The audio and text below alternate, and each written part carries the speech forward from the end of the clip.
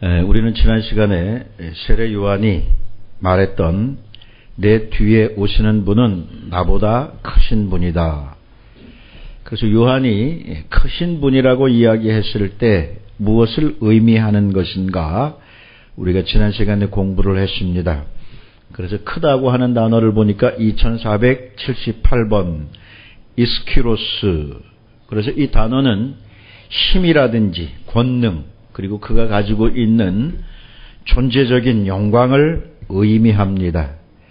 그러니까 우리 주님이 세례 요한보다 힘과 능력과 영광에서 훨씬 더 크신 분이라고 하는 것을 볼 수가 있습니다.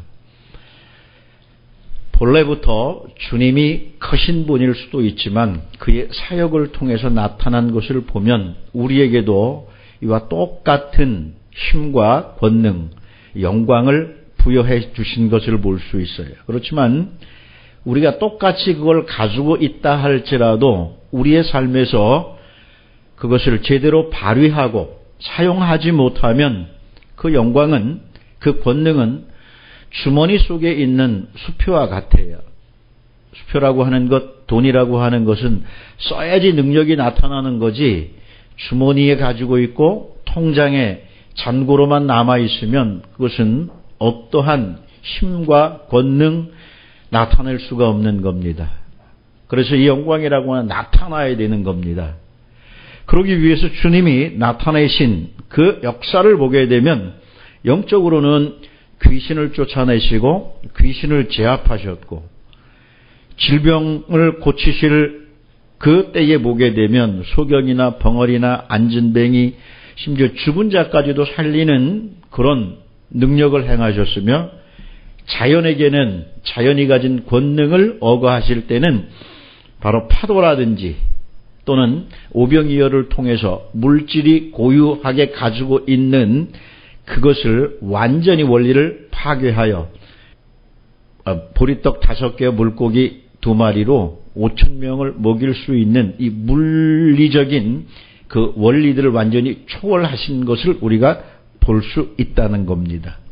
이러한 특별하신 것은 주님께만 나타나셨고 특별히 주님이 교훈을 통해서 하나님의 말씀을 가르칠 때에 이 권능은 사람들에게 훨씬 더 잘 나타났는데 첫 번째로 산상수훈. 그래서 하나님의 사람들은 어떠한 삶을 살아야 되느냐. 그래서 그 산상수훈의 마지막은 우리는 다 집을 짓는 자라는 거예요. 어떤 사람은 반석 위에 짓고 어떤 사람은 모래 위에 짓고 그래서 다 집을 짓는 자다. 어떤 집을 지을 거냐. 짓는 과정에서는 그 결과가 나타나지 않습니다. 바로 비가 내리고 바람이 불고 홍수가 났을 때에 그 결과가 어떠한지 판별이 된다고 하는 거죠. 그래서 하나님 나라의 백성들이 어떻게 살 것인가. 지금 살아가는 가운데서는 별 표가 안 나요. 그렇기 때문에 굳이 꼭 그렇게 살아야 될 필요가 있나? 하나님의 백성들의 삶이 왜 꼭 그래야 돼? 그렇게 살 필요가 없잖아. 그렇다고 해서 나아진 게 뭐가 있어? 살림이 좋아진 것도 아니고. 그러나 주님은 말씀을 하신다는 거예요. 이것이 하나님의 백성들의 삶이다. 두 번째는 천국 비유에서 나타나죠. 사람들은 천국을 자기가 좋아하는 피안의 세계로 생각을 해요. 그래서 이 세상에서 풀지 못한 한을 그곳에서 풀기 위해서 여기에 없는 거 거기에 다 있고요. 여기서 싫어하는 거 거기서 없고 자기 생각으로 만들어내고 자기가 원하는 것. 그러나 예수님의 천국 비유에서 보게 되면 우리가 생각했던 것과는 전혀 다른 천국이라는 거예요. 천국은 지금 현재를 이야기하는 것이고 지금 우리의 삶이 날마다 생명처럼 자라나고 발전하는 것을 이야기하고 그 안에서 우리는 귀한 것이 무엇인지 그것을 알기 때문에 그것을 우리의 것으로 소유하기 위해서 노력하고 애쓰는 그 삶, 그 자체 속에 천국이 들어있다는 거예요. 하나님이 다 만들어 놓은 곳에 우리가 무임승차하는 것이 아니라 천국을 만들어가면서 그 안에서 기쁨을 누리는 것이 주님이 말씀하셨던 현실 안에서 우리의 천국이라고 하는 걸 분명히 가르쳐 주셨고요. 그 다음 부활이라고 하는 것도 죽은 시체가 살아나는 것이 아니라 바로 하나님의 능력으로 말미암아 우리가 지금 이 땅에 살면서 천사와 같이 살아야 된다는 거예요. 시집가고 장가가는 인간의 감정이라든지 풍습이라든지 육체적인 어떤 삶에 매인 것이 아니라 하나님을 섬기는 삶. 천사의 삶의 목적이 뭐죠? 하나님을 섬기는 거죠. 하나님을 섬기면서 기뻐하고 즐거워하는 거예요. 그들은 자발적으로 하나님을 기뻐하는 겁니다. 그리고 하나님께 영광 돌릴 때에 얻어지는 그 영광과 그 귀중한 삶의 의미를 알기 때문에. 그래서 우리는 그런 삶을 지금 살 수 있다는 거예요. 매이지만 않으면. 그런데 사두개인들처럼 풍습에 매이고 또 아내에 매여가지고 죽은 다음에 우리가 부활했을 때에 누구의 아내가 되겠습니까? 그런 것까지도 염려해야 되는. 그래서 천국이 없다고 부정하는. 주님은 천국의 실체셨고 부활의 실상이셨기 때문에 이런 말씀들을 우리에게 해 주셨다는 거죠. 성경에는 모두 세 가지 세례가 나타나요. 크게는 두 가지로 이야기를 하지만 그래서 물세례와 성령세례 오늘 본문에도 나타났죠. 그런데 그 중간에 또 하나 있는 게 뭐냐? 그게 십자가 세례라고 하는 겁니다. 십자가 세례. 그래서 기왕 세례에 관한 이야기가 나왔으니까 물세례, 그 다음에 십자가 세례, 성령 세례 이 세 가지를 같은 테마 속에서 한번 공부하려고 하는 겁니다. 지난 시간에는 물세례에 대해서 공부를 했죠. 물세례라고 하는 건 그 오리지널이 어디냐? 바로 노아의 홍수였죠. 그래서 육체로 상징된 짐승들, 혼으로 상징된 사람들, 물로 다 쓸어버린 거죠. 그것이 이스라엘 역사에서는 두 가지로 또 확장이 되는데 홍해바다를 건넌 것과 요단강을 건넌 것. 그래서 홍해바다를 건널 때는 누가 죽습니까? 애굽 사람들이 죽죠. 그 애굽은 세상이란 말이에요. 세상에 속하여 세상 사람으로 사는 사람들이 홍해바다에서 죽고 장사되어지는 것이고 요단강에서는 어떤 사람들이냐? 광야에서 율법을 받았지만 그 율법을 다 지키지 못한 사람들. 그래서 율법으로 말미암아 문제가 되어지는 그 모든 것을 이 요단강에서 처리를 한다는 거예요. 그러니까 홍해바다가 육체와 관련된 것이라고 하면 요단강은 사람의 혼과 관련되어 있어요. 종교는 사람의 혼에서 나온 것이기 때문에. 그래서 노아 홍수, 홍해바다, 요단강 이 공통적인 특징이 뭐냐? 이 세례의 공통적인 특징은 물세례라고 하는 것이고 이 세례의 또 하나의 특징은 이 구원은 전체적이고 집단적이라고 하는 거예요. 그래서 노아 시대에는 방주에 들어가야 되고 방주에 들어가야 되고 홍해바다에서는 이스라엘 백성에 속해야 되고 그리고 요단강 세례에서는 새로 난 사람이어야 되고 그 사람들 다 공동체, 그룹이 있다는 거예요.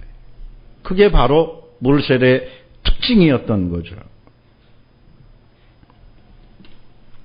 뿐만 아니라 물세례는 한 단계에서 다음 단계로 넘어가는 겁니다. 하나님이 준비한 다음 단계로 넘어가는 그 과정이에요.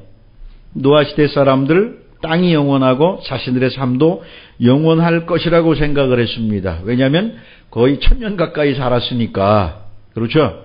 네. 우리는 영원히 산다는 거죠. 땅도 영원하고. 그제까지는 심판이 없었어요. 예. 그러나 전도서에 나타난 솔로몬의 증언처럼 해 아래서 지나가지 않고 그 다음에 영원히 머무르는 것은 없다는 것을 이야기하고 있죠. 그래서 시대는 지나가고 사람들도 지나가고 모든 것은 다 지나갈 뿐이라는 거죠. 그것이 100년이든지 1000년이든지 시간과 공간을 초월할 수 있는 것은 아무것도 없고 오직 하나님의 말씀만 영원하다. 그걸 이야기해요. 그래서 물세례라고 하는 건 과거 시대의 존재와 새 시대의 존재를 구분하는 그 경계선상에 있는 거죠. 하나님의 나라에 속한 사람과 세상에 속한 사람들을 구분하기도 하고요. 율법 종교 아래에 있는 사람과 복음에 있는 사람들을 구분하기도 하고요. 참 종교와 거짓 종교를 구분하기도 하고요. 초보신앙과 성숙한 신앙을 구분할 때에 항상 이 세례가 나타나고 있다는 겁니다. 그렇다면 요한의 세례에서 특별한 것이 있다고 하면 그것은 무엇이냐? 요한의 물세례에서 특별한 것이 있다고 하면 바로 이제까지 물세례가 집단, 공동체의 구원이었는데 요한의 물세례부터는 이제 개인 적용으로 들어간다는 거예요. 요한이 천국 복음을 증거하면서 광야에서 회개하라 천국에 가까웠다. 그 이야기를 할 때에 그 말을 듣는 대상들은 하나님의 백성이라고 하는 유대인들이었다는 거죠. 이방인들 대상이 아니었습니다. 그럼 이제까지 우리는 유대인이기 때문에 하나님의 선민이기 때문에 이 공동체 안에만 있으면 구원을 받는다고 확신하고 있었던 그 사람들에게 요한은 물로 세례를 베풀면서 한 사람 한 사람 개인적으로 요단강에서 세례를 주고 그들의 죄를 자복하게 하고 하나님 앞에 자기의 죄를 회개하도록 하는 그 각 개인의 구원 역사를 시작한다는 거죠. 그러니까 공동체라고 하는 그 안에 있으면 구원을 받는다고 하는 이 집단적인 구원 체제에서 이제 구원은 개인이어야 한다는 거예요. 개인. 그래서 개인의 구원으로 넘어가는 겁니다. 그 이유는 뭐냐? 하나님 나라라고 하는 것은 집단적이면서 공동체적이기도 하지만 그 안에 있는 한 사람 한 사람이 중요하기 때문에 그래서 개인적인 구원을 예고해 주는 거죠. 그래서 이 물세례가 다른 방식으로 설명된 것이 바로 십자가의 세례입니다. 십자가로 나타나는 거예요. 요한의 물세례가 하나의 상징과 의미였다고 하면 십자가라고 하는 것은 우리 모두 한 사람 한 사람이 다 경험하고 겪어야 할 그 육체와 혼의 문제를 완전히 해결하는 그것을 보여주는 거죠. 주님을 통해서 다 이와 같아야 된다는 거예요. 네.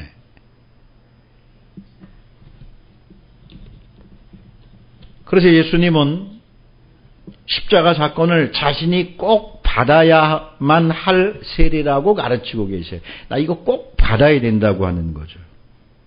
그래서 세상을 떠나서 아버지께로 가실 때가 가까이 왔다는 것을 아셨을 때에 제자들에게 자신의 죽음을 이야기할 때에 바로 이것을 내가 받아야 할 잔 혹은 세례라고 제자들에게 말씀해 주는 거예요.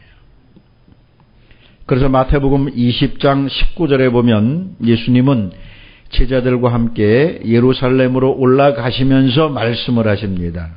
내가 이제 예루살렘에 올라가면 이방인들에게 넘겨져서 능욕을 당하고 채찍질을 당하고 이제 십자가에 달려 죽게 될 것이다. 그러나 제3일에 내가 다시 살아날 것이다. 그러니까 마태복음 20장에서는 마지막 예수님이 이제 유월절을 지키기 위해서 예루살렘으로 올라가는 그 과정이라는 거예요. 그러니까 이번 절기의 주님은 이제 돌아가실 것을 아신 거죠.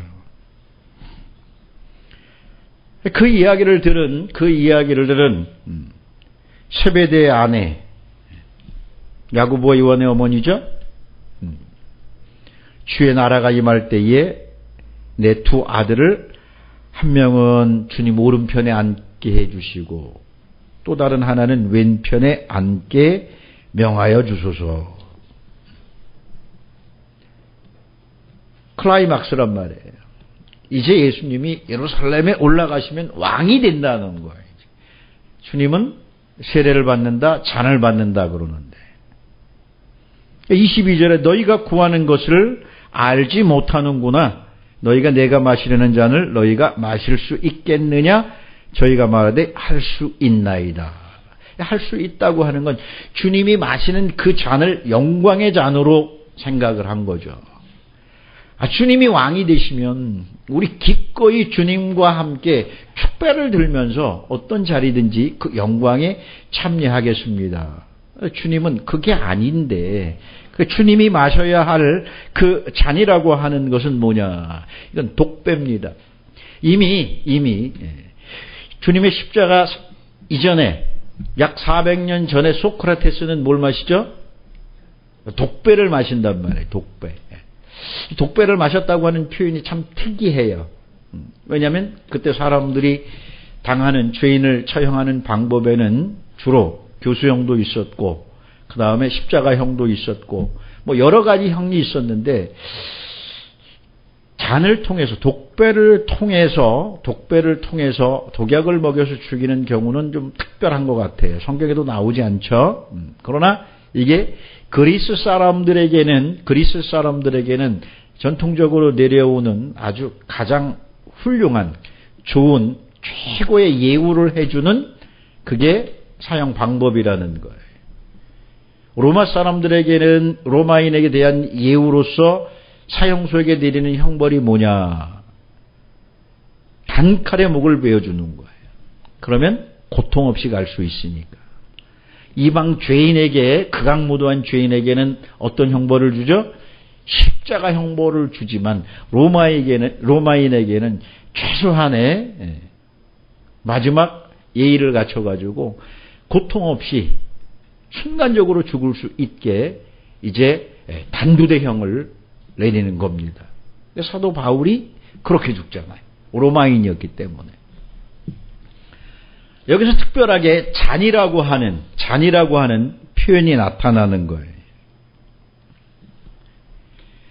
사람들은 하나님 나라가 어떻게 우리에게 임하는지 알지 못해요. 다 자기 방식대로 생각을 합니다.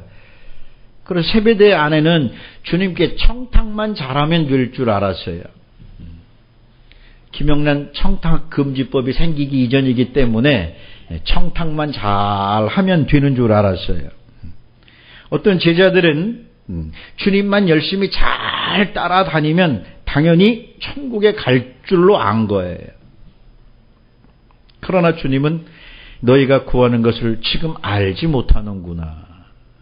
지금 우리는 어떻게 해야 하나님 나라에 들어가고 주님이 마셨던 그 잔을 함께 마실 수 있는지 생각하지 못하고 있는 거죠.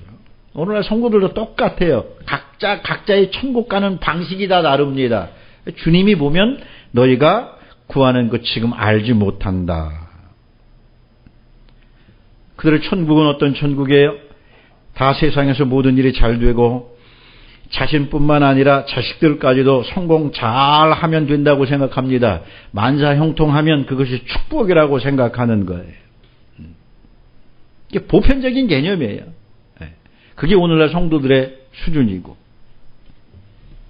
주님이 지셨던 그 십자가는 그건 주님이 져야 할 주님의 십자가고 주님 혼자만의 일일 뿐 나와는 전혀 상관없다는 겁니다.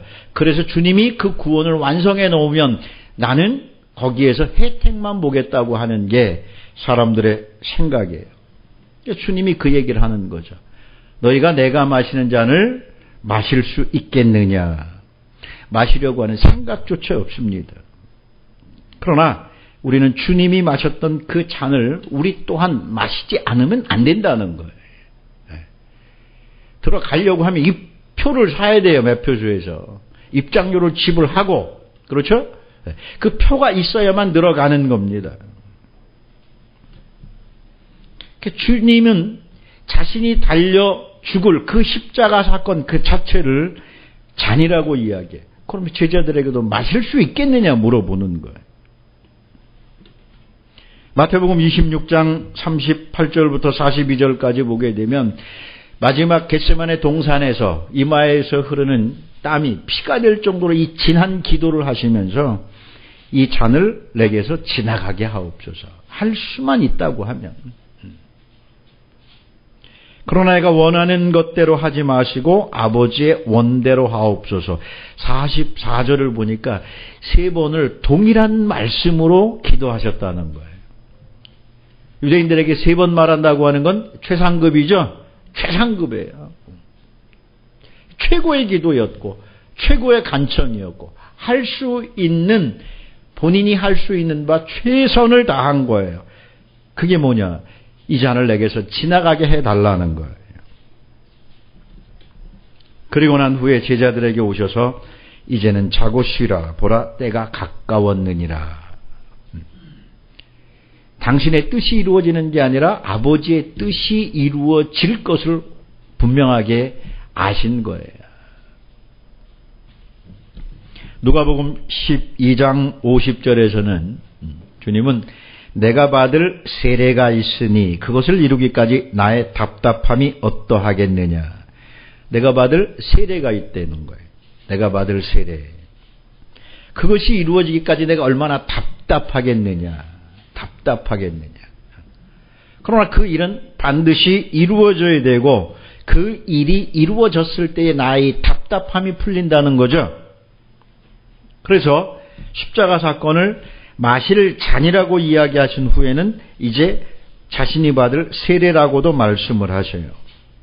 왜 주님은 십자가 죽음을 세례와 관련해서 이 비유를 하시는 것일까 잘 생각을 해봐야 되겠죠. 물세례라고 하는 것은 사람이 온 몸을 물에 완전히 잠그는 것을 이야기합니다. 물에 잠기게 되면 사람의 육체가 죽어요. 사람의 육체는 뭘로 만들었죠? 뭘로 만들었어요? 흙으로 만들었죠. 진흙으로 만든 걸 물에다 넣으면 어떻게 돼요? 온전하게 잘 있어요? 풀어지죠. 풀어져. 혼은 호흡이기 때문에 물에 들어가면 어떻게 되죠? 그렇죠. 멈추게 되고 끊어지게 되는 거예요. 그래서 물에 잠긴다고 하는 건 죽는 거예요. 육체도 죽고 혼도 죽고. 십자가에서 죽는다고 하는 것은 자신의 육체를 찢는 것이고 역시 생명이 끊어진다고 하고 호흡이 끊어지면 혼의 죽음 역시 이루어지는 거예요. 그 죽음을 이야기하는 거예요, 둘 다. 사람이 죽으면 히브리 사람의 사고방식에서는 다 어디로 가느냐? 음부로 내려갑니다. 음부로 내려가요.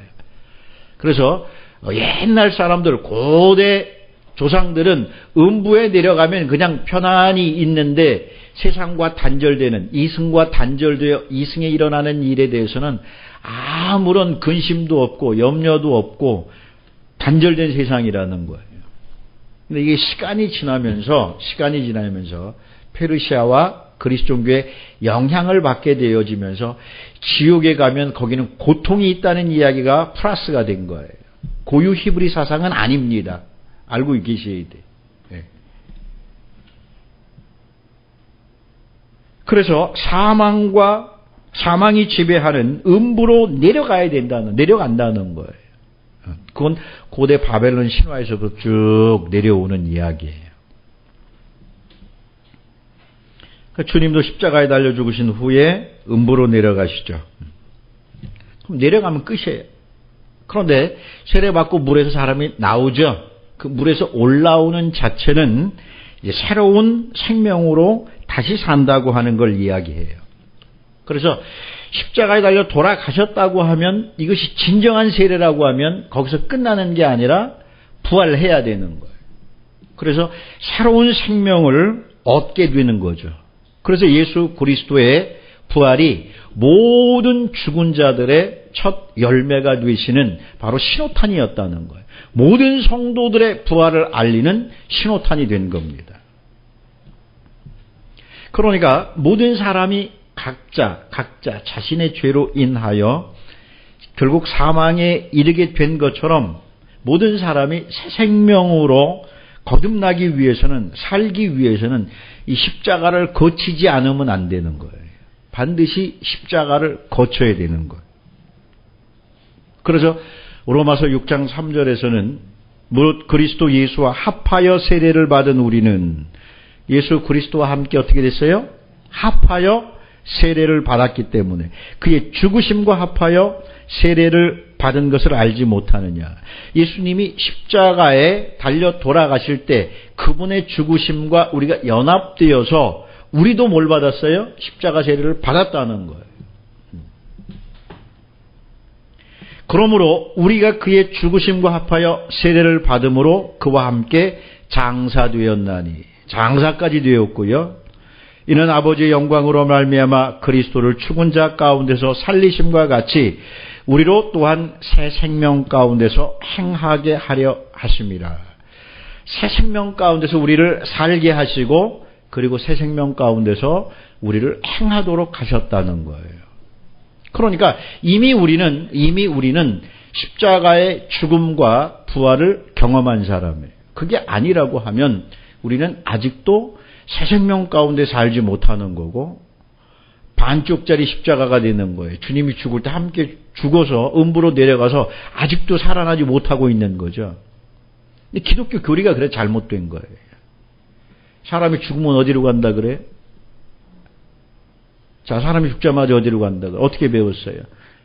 자, 악한 자는 지옥으로 가고요. 죽은 사람은 어디로 가요? 천국으로 가죠. 주님이 재림하실 때 백보자 심판 앞에서 또 부활한다 그러죠. 그럼 죽은 자들은 천국에서 부활하고 또 나쁜 일을 행한 사람은 어디서 또 부활해야 돼요? 그러죠. 지옥에서 부활해 다시 하나님 앞에 세워가지고 다시 보내는 겁니까? 잘 생각해 보세요.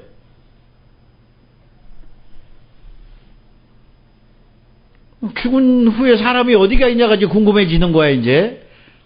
하나만 생각하고 둘은 생각 안 하니까. 그리스도와 함께 부활해서 그리스도와 함께 새 생명 가운데 지금 우리가 살고 있느냐, 살고 있지 않느냐를 생각을 해야 돼요. 그러니까 우리의 믿음이 추상적인 교리를 끊임없이 배워가지고 그것이 반복적으로 들었기 때문에 의식에 못 박힌 거라고 하면 그건 믿음 아니에요. 그건 신념이에요. 하나님 말씀이 우리에게 들어와서 하나님의 말씀이 믿어지는 그 자체가 바로 우리의 진정한 믿음이라는 거예요. 그건 경험된 믿음이고 또 우리의 삶이기도 한 거예요. 그런데 초보 교리가 얼마나 한국 교회를 강하게 지배하는지. 초등학교 졸업해서 중학교 가면 이단 돼버려. 대학교 가면 이단의 할아버지가 되는 거죠. 그래 안 그래요? 절대 초등학교 졸업을 못하게 만들어요. 30년씩 50년씩 60년씩 초등학교만 다녀요. 왜? 초보 교리 안에서 사람들을 메어놓고 있기 때문에. 물론 초등학생들에겐 거기가 적합하지만 때가 되면 졸업을 시켜서 중학교, 고등학교, 대학교, 대학원 계속해서 발전해 나가야 되는데 교리의 힘이 너무 위력이 크단 말이에요. 성경은 뭐라 그래요? 초등학문이다. 도의 초보다 그래요. 필요합니다. 누구에게 필요해요? 어린아이들에게 필요해요. 그러니까 우리가 주님의 십자가와 그의 죽으심과 부활을 믿어야 하는 이유는 십자가는 주님과 나를 연합시키기 때문에 그래요. 원래 내가 죽어야 되는 거예요. 원래 내가 죽어야 되는 거예요. 나의 죄 때문에 내가 죽어야 되는데 나를 대신해서 주님이 죽었다는 거예요. 그럼 대신으로 끝나느냐? 대신으로 끝나느냐? 아니에요. 함께란 말이에요. 함께. 매표소 들어가는 사람이 저 사람이 내 표까지 대신해서 끊었어. 그렇죠? 그리고 2장 가지고 쑥 들어가 버려. 그럼 나는 들어갈 수 있어요? 없어요? 저 사람이 끊었는데요. 그래요? 저 사람 들어가면 끝이죠? 그래서 어떻게 들어가야 돼? 함께 데리고 들어가야 돼. 데리고 들어가면서 표 2장 보여주고 두 사람이요. 그러면 나는 돈 낸 거야, 안 낸 거야? 그렇죠. 그래서 함께 들어가는 거예요. 함께 들어가는 거예요. 그게 연합이란 말이에요. 연합이란 말이에요. 예수 그리스도의 십자가에서 예수 그리스도가 죽을 때 나의 죄 때문에 그러면 나는 빠졌느냐? 아니에요. 나도 함께 죽었어요. 내가 없으면 그리스도의 죽음은 헛된 거예요.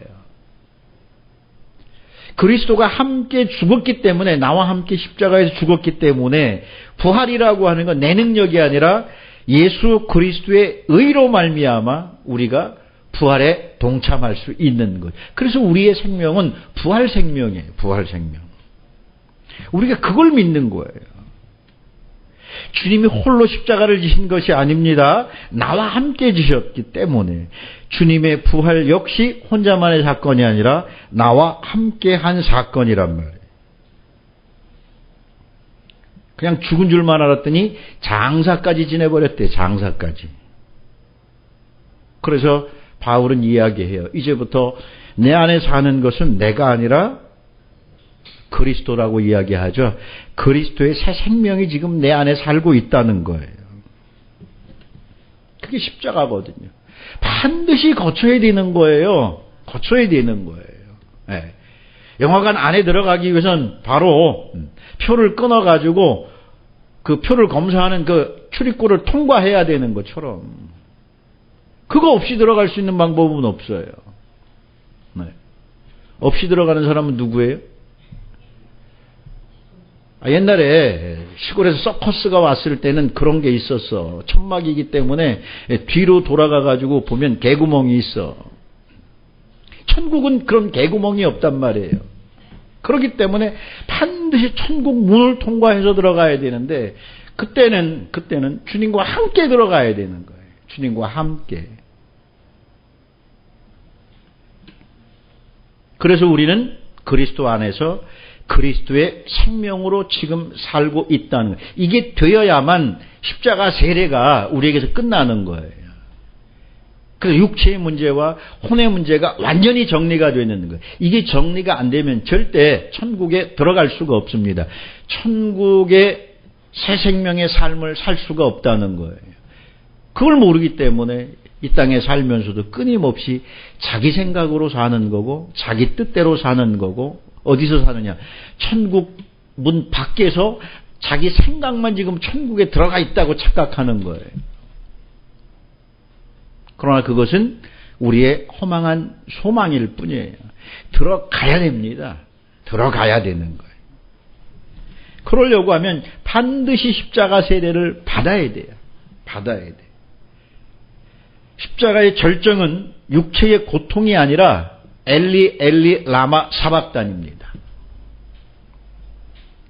많은 성도들이 십자가를 생각하면 뭐만 생각하냐? 주님이 받으신 그 고통만 생각해요. 특별히 멜 깁슨의 패션 오브 크라이스트 이 영화가 상영된 다음부터는 더 고통만 생각하는 거죠. 채찍으로 맞고 찢어진 살에서는 피가 흐르고 가시면류관을 쓰고 거기서 떨어지는 그 핏방울이 온몸을 적시고 그렇죠. 양손과 양발에서 피가 흘러내리고 그 고통 속에서 있는 그 주님의 모습을 보면 죄송합니다. 좀 징그러워요. 징그러워. 좀 잔인하기도 하고요. 그렇죠? 영화가 그걸 노린 거예요. 그걸 봤더니 어디에 사로잡힙니까? 주님이 받은 그 고통에 사로잡히는 거예요. 그러나 주님은 운명하시면서 마지막으로 외친 말씀이 엘리 엘리 라마 사박다니. 그래서 7662번 샤바크라고 하는 단어를 보게 되면 요거 버리다, 버려두다, 홀로 두다, 홀로 남기다. 요 샤바크는 아람어예요. 히브리어가 아니라. 왜? 예수님이 엘리 엘리 라마 샤박단이라고 하는 것은 이건 아람어예요. 아람어. 히브리어가 아니란 말. 그 당시에 아람어가 이스라엘 사람들, 유대 사람들에게 통용어였기 때문에 아람어로 말씀을 하시는 거예요. 어찌하여 나를 버리십니까? 이 버린다고 하는 단어가 아람어로 샤바크고 그 뜻은 버리다 그리고 홀로 두다, 홀로 남기다. 이 두 가지를 함께 합해서 봐야 돼요. 버리다는 완전히 버린 거고요. 쓰레기처럼 완전히 버린 거고요. 홀로 남겨둔다고 하는 의미 속에는 버리긴 버렸지만 그가 홀로 남겨두었지 완전히 버렸다는 의미는 아니에요. 그러니까 주님 입장에서는 버림받은 거예요. 그러나 하나님 입장에서는 홀로 둔 거예요. 이거 구분 잘 하셔야 돼요. 하나님이 자기가 사랑하는 아들이요 기뻐하는 자라고 말했던 그 예수를 버릴 수 있겠느냐는 거예요. 절대로 못 버리죠, 이건. 그렇죠? 그러니까 하나님 입장에서는 자기의 사랑하는 아들을 어떤 목적 때문에 홀로 둔 거예요. 그러나 주님 입장에서는 십자가에 달린 주님 입장에서는 버림받은 것 같아요. 이거 예를 잘 여러분들이 생각해야 돼. 시장에를 갔습니다. 엄마 손잡고. 시장에 가니까 참 여러 가지 재밌는 것도 많고 정신이 팔려버렸어. 엄마는 생각할 때 이번 기회에 이놈이 집을 혼자 찾아올 수 있는지 없는지를 테스트를 한번 해야 되겠다 생각을 한 거예요. 그러니까 정신없이 구경을 하다 보니까 어느 순간에 누가 없어요? 엄마가 없어. 그럼 두려움이 오죠. 그 울고불고 난리치면서 시장 바닥을 헤맵니다. 그러다 언뜻 어느 순간 떠오른 생각이 울고만 있으면 안 되지. 이제부터는 정신 차려서 엄마가 없으니까 집으로 가야겠다 생각을 해요. 엄마는 멀리서 다 지켜보고 있어요. 이 녀석이 어디로 가든지 다 지켜보고 있어. 결국 보니까 울다가 울음을 그치고 어디로 가요? 그렇죠. 그동안 생각을 잘 더듬어가지고 집으로 가고 있다는 거예요. 애가 집에 와보니까 엄마는 어디 있어요? 집에 먼저 와 있네. 자, 아이 입장에서는 버림받은 것 같죠. 엄마 입장에서는 홀로 둔 거예요. 그 사이에 뭐가 있어요? 목적이 있다는 거예요. 목적을 알지 못하면 버림받은 거고요. 목적을 알게 되면 홀로 있는 거예요. TV 프로그램에서도 있잖아. 아빠 어디가? 애들한테 심부름 시키고요. 카메라맨도 쫓아가고요. 또 엄마 아빠는 멀리서 뭘로 봐요? 비디오로 딱 보고 있다. 얘네들이 어떻게 하나. 그 아이에게 어떤 문제가 생기면 금방 쫓아가죠. 아이들 입장에서는 버려진 입장이에요. 홀로 있잖아요. 두렵잖아. 성경에서 뭐라고 이야기해요? 그래서 사람이 홀로 있는 것이 독처하는 것이 좋지 않다는 거예요. 좋지 않다는 거예요. 그래서 돕는 배필을 만들어 주시잖아요. 홀로 남겨져 있다, 홀로 있다 이 자체는 결국 죽음과 상통하는 거예요. 죽음과 상통하는 거예요. 하나님은 광야의 이스라엘 백성들을 홀로 두지 않았습니다. 왜냐하면 광야에 홀로 두게 되면 죽게 되어지니까. 홀로 있다고 하는 거, 버림받았다고 하는 거, 죽음을 의미하는 거예요. 시편 22편 1절에 보게 되면 나의 하나님, 나의 하나님 어찌하여 나를 버리시나이까. 이게 엘리 엘리 아자부타니로 나와요. 사박단이 아람어고요. 아자부타니 히브리어예요. 왜? 시편 22편은 히브리어로 되어 있으니까. 나를 멀리하고 내가 부르짖을 때, 내가 외칠 때 나를 구원하지 않습니까? 내가 낮에도 부르짖고 밤에도 잠잠치 아니하였음에도 당신이 응답하지 않습니다. 그게 뭐예요? 그게 아자브예요. 아자브는 버리다, 거절하다, 외면하다, 없이 하다 이런 뜻이 있어요. 시편 22편은 다윗의 시거든요. 다윗이 어떤 상황, 어떤 사건 속에서 이 시를 지었는지는 알 수 없지만 그 배경은 알 수 없지만 다윗이 일평생 살아온 다윗의 삶을 생각해 보면 이런 기도를 할 수밖에 없었던 상황을 우리는 유추해 볼 수 있어요. 젊었을 때는 사울 왕에게 쫓겨서 도망 다닐 때 그때 버림받은 기분 아니겠어요? 아니 하나님 나하고 함께 하신다 그랬잖아요. 왕권의 언약까지도 나한테 주셨잖아요. 그런데 내가 지금 어려움을 당하는데 왜 불러도 하나님 대답 안 합니까? 왜 나를 멀리 하십니까? 내가 이렇게 부르짖고 외치는데 왜 나를 구원하지 않습니까? 낮에만 부르짖어요? 밤에도 잠잠치 않고 요동하면서 하나님께 간구하지만 하나님의 응답이 없어요. 다윗이 통일왕국을 이루기까지 그 수많은 전쟁터에서 생명의 위협을 얼마나 느꼈겠어요. 전쟁이라고 항상 승리하는 거 아니거든요. 어떤 때는 포위되기도 하고 그래서 목숨이 경각에 달리기도 하고 그 위기의 순간에 다른 이들이 와가지고 목숨을 구해주기도 하고 여러 번 느꼈잖아요. 심지어는 자기 아들 압살롬의 반역으로 말미암아 겪어야 했던 그 고통과 그 절망들.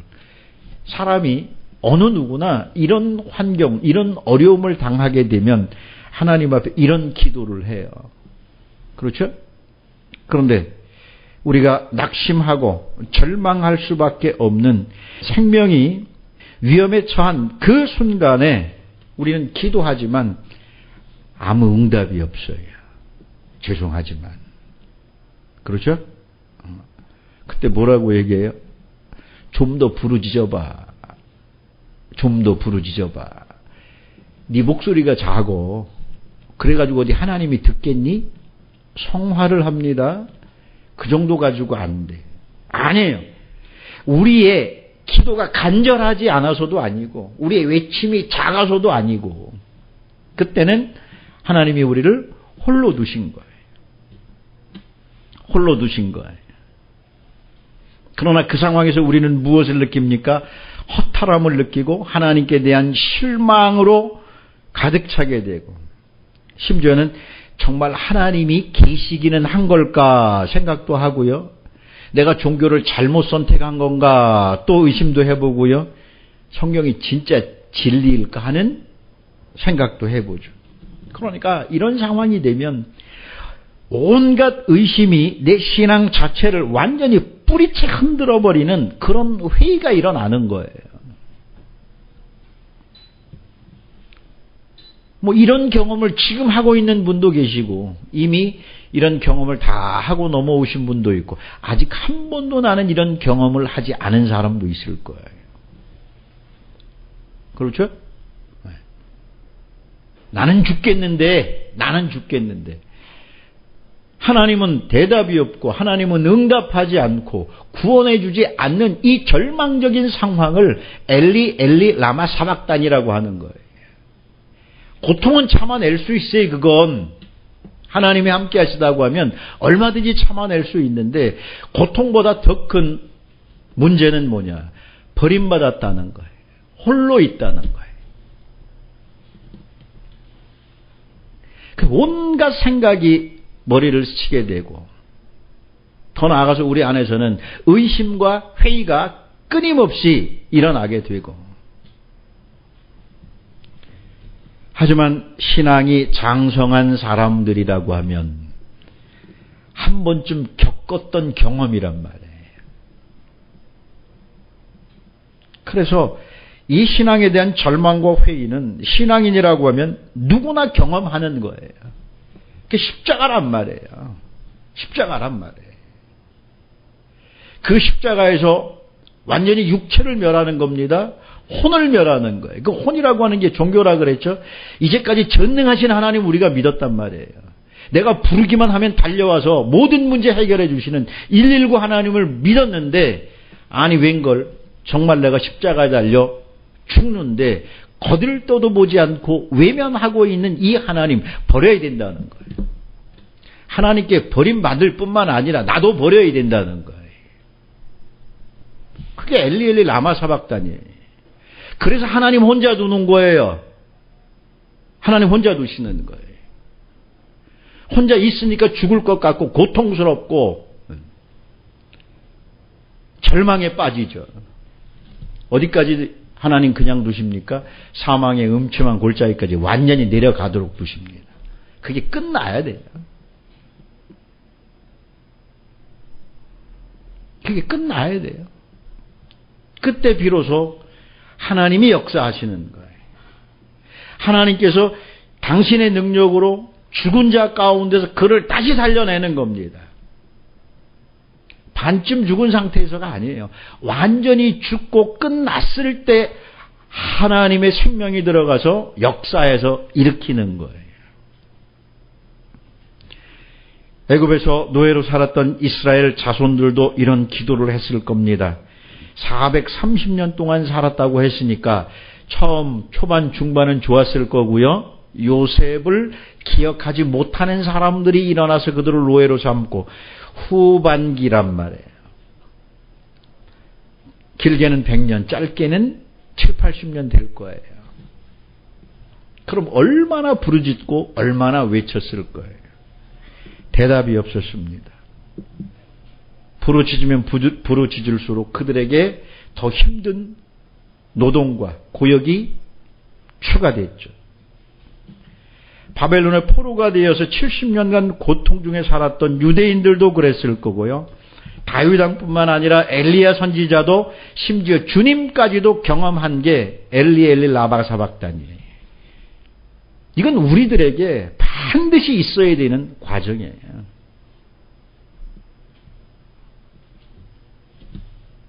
그러나 부르짖는 자들에 대한 하나님의 외면은 잠시였어요. 결국 하나님은 그들의 기도에 응답해 주셨고 찬송을 받아내신 겁니다. 그래서 3절에 보면 이스라엘의 찬송 중에 거하시는 주님이여 당신은 거룩하십니다. 하나님이 어디 계셔요? 외면하고 버리고 홀로 두고 멀리서 지켜보고만 있는 줄 알았는데 결국 하나님은 이스라엘의 찬송 중에 계시다는 거예요. 이스라엘 백성들의 찬송을 불렀다고 하는 건 그들의 기도가 하나님께서 응답해 주셨다는 거죠. 그 응답이 뭐로 나온 거예요? 찬송으로 나온 거예요. 하나님이 자기를 찾고 사랑하는 자의 기도를 결코 외면하지 않습니다. 잊지도 않아요. 그러나 때가 있어요. 어느 때까지냐. 어느 때까지냐. 엘리 라마 사박다니. 하나님을 잊을 때까지예요. 여러분 머릿속에 있는, 여러분이 가지고 있는 모든 종교적인 그 개념의 하나님, 그 하나님이 누구예요? 엘리, 나의 하나님이라고. 내가 만든 하나님입니다. 그 하나님은 나를 뭐해요? 버릴 수밖에 없어요. 나도 누구를 버려야 돼요? 그 하나님을 버려야 돼요. 그게 십자가예요.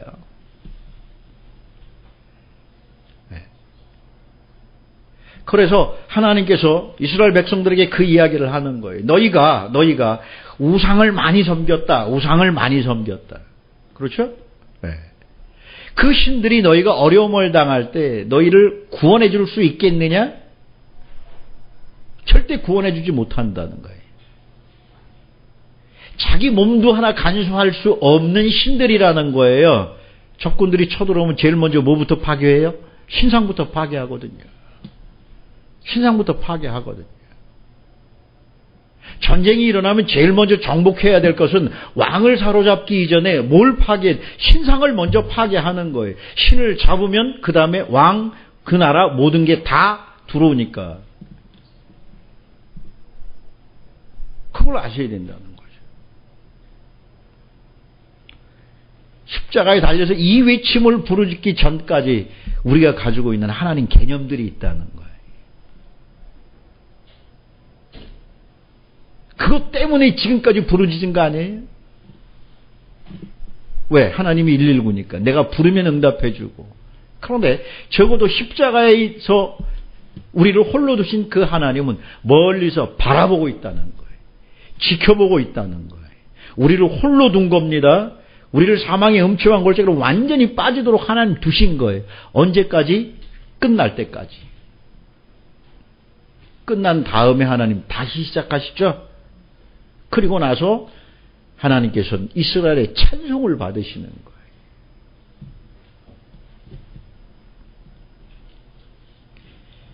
이걸 이해하지 못하는 사람들, 이걸 알지 못하는 사람들은 주님이 이 기도를 할 때에, 주님이 이 말을 외칠 때에 비웃었어요. 비웃었어.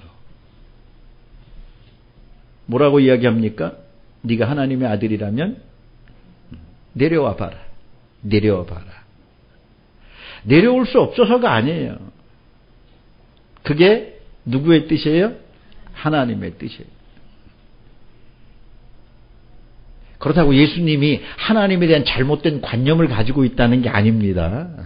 우리가 가지고 있는 그 하나님에 대한 잘못된 관념까지도 십자가에서 끊어내라는 얘기예요. 그래야지 하나님이 시작하지.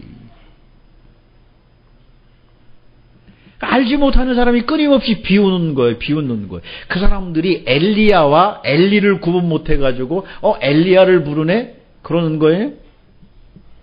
아니죠. 조롱하는 거죠. 왜? 엘리야는 부르짖어서 하늘에서 뭐가 내려왔죠? 불이 내려왔잖아. 하늘에서 비가 내려왔잖아. 엘리야가 부를 때에 응답하신 하나님인데 하나님의 아들이라며 네가 부르면 하나님이 어련히 알아서 구원해 주겠니? 불러봐. 그들이 구하는 건 전능하신 하나님 앞에 도움을 구하라는 거고 주님은 십자가에서 전능하신 하나님을 끊으라는 거예요. 버리라는 거예요. 포기하라는 거예요. 이렇게 기도가 달라지는 거죠. 교회에서 기도 왜 하라 그래요? 그거 끊어내라고 기도하라 그래요.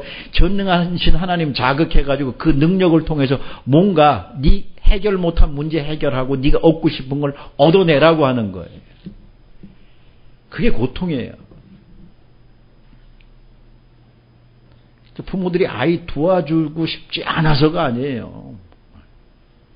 혼자 쓸 수 있을 때는 혼자 쓰라고 용돈도 끊어버리고, 그렇죠? 지금까지는 부모가 사준 자동차 타고 다니면서 기름값 필요하면 하고 엄마 카드 가지고 다 마음대로 쓰고 다녔는데 어느 순간 그냥 카드를 딱 끊어버렸더니 어떻게 죽겠다고 난리죠. 주기 싫어요?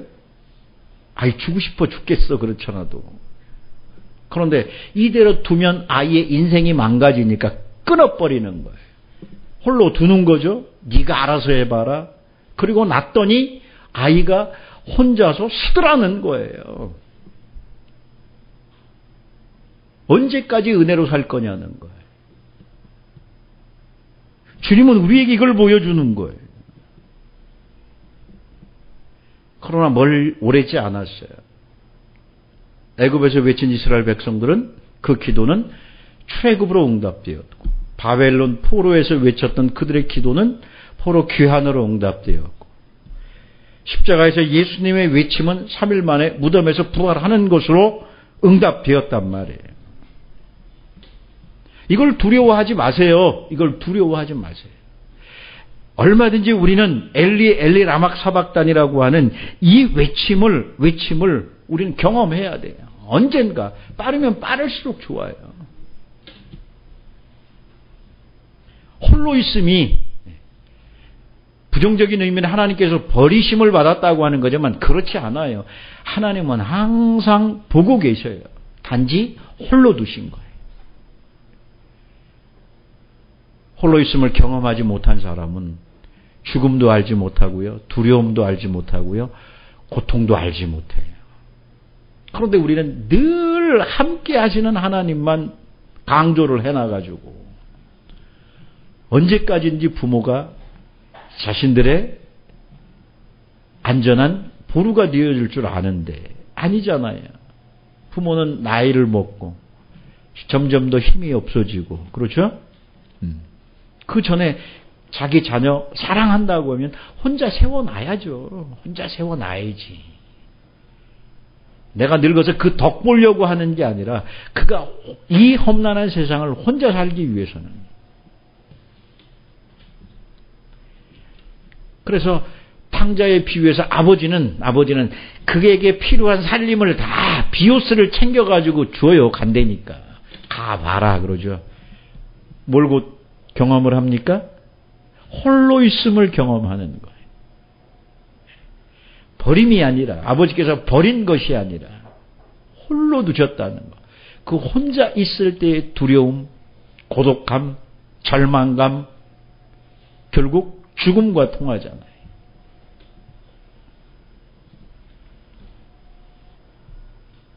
아버지 집을 떠나서는 살 수 없다고 하는, 이게 빈대같이 아버지 집에서 빌부터 산다는 생각이 아니란 말이에요. 아버지와의 관계성이죠. 아버지와의 관계성, 아버지와의 사랑을 다시 확인하게 된 거예요. 그러니까 홀로 된 경험이 있는 성도만 하나님과 함께 연합되는 사건을 중요하게 생각을 해요. 그렇지 않으면 지금 우리가 생각하고 있는, 모든 성도들이 생각하고 있는 하나님과 함께라고 하는 개념은 어머니의 카드를 자기 마음대로 쓰고 있는 아들과 같아요. 독립되지 않은 아들. 그러나 이 홀로를 경험한 사람은 겉으로는 삶이 같아도 아니에요. 자기 삶을 산다는 거예요. 누가 원하는? 아버지가 원하는, 하나님께서 원하는. 그게 십자가 세례예요. 십자가 세례. 클라이막스는 고통이 아니에요. 뭐예요? 엘리 엘리 라마 사박다니. 그걸 통과했을 때 우리가 비로소 어디로 들어가냐? 천국으로 들어가는 거예요. 여러분의 삶을 한번 점검을 해보세요. 점검을 해보세요.